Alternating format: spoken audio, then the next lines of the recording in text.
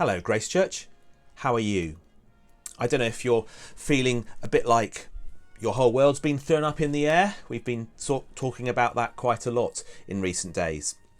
I want us to think about a group of people whose whole world had been thrown up in the air.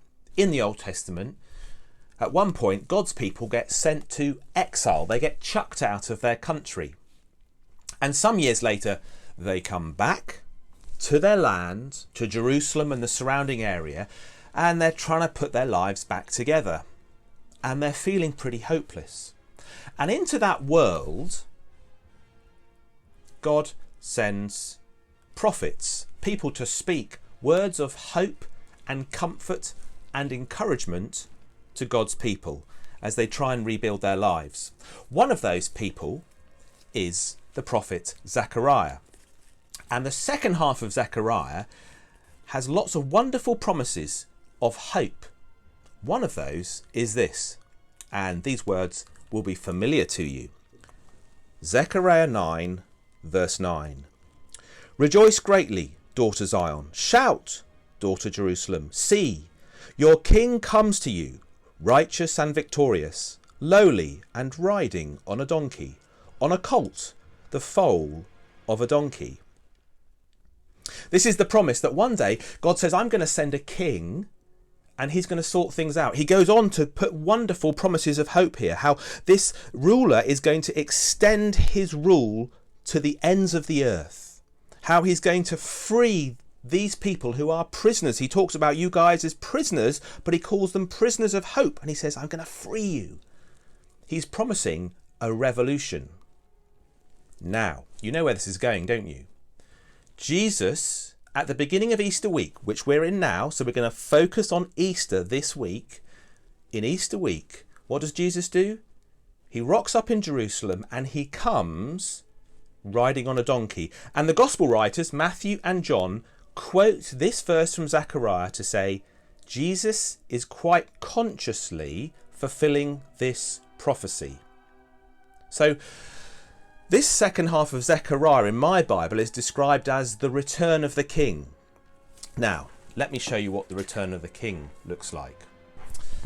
Here's the return of the king. Do you see that? The Lord of the Rings, the return of the king, the third of the trilogy that J.R.R. Tolkien wrote. And this is the picture from the film. And what does the return of the king look like? This king, he's riding on a horse. He's got armour. He's got a cloak. He actually has a crown elsewhere in the movie, and he has a whole army with him. But when Jesus comes, he doesn't come on a horse, he comes on a donkey, and it's a donkey he's had to borrow. He doesn't come with armour, or weapons, or an army, or a crown.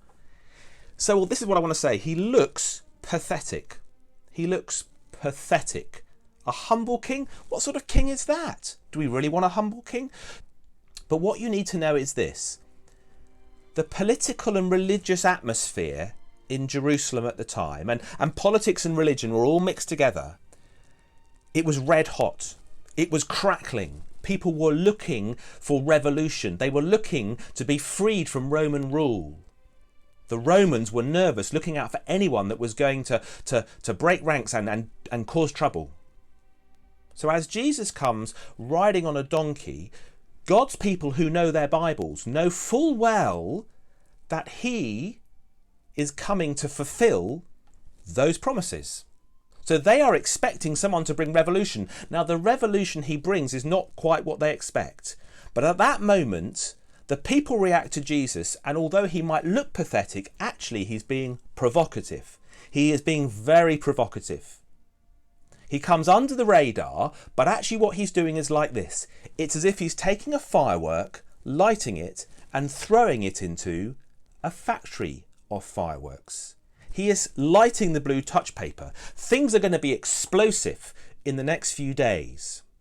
So as we enter Easter week, as we head towards Good Friday and Easter Sunday, friends, whether you're young or old, come with anticipation.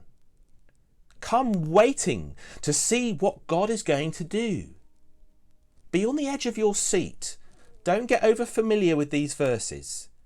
Because in Easter week, Jesus is lighting the blue touch paper. He's going to do something exciting. Let's see what this teaches us this week, particularly in this unusual environment of the coronavirus. What does hope look like when we're facing a world that's been jumbled up, thrown up in the air, and we don't know which way is up? I hope you're as excited as I am as we start to think about Easter. That's all from me. I look forward to speaking to you again soon.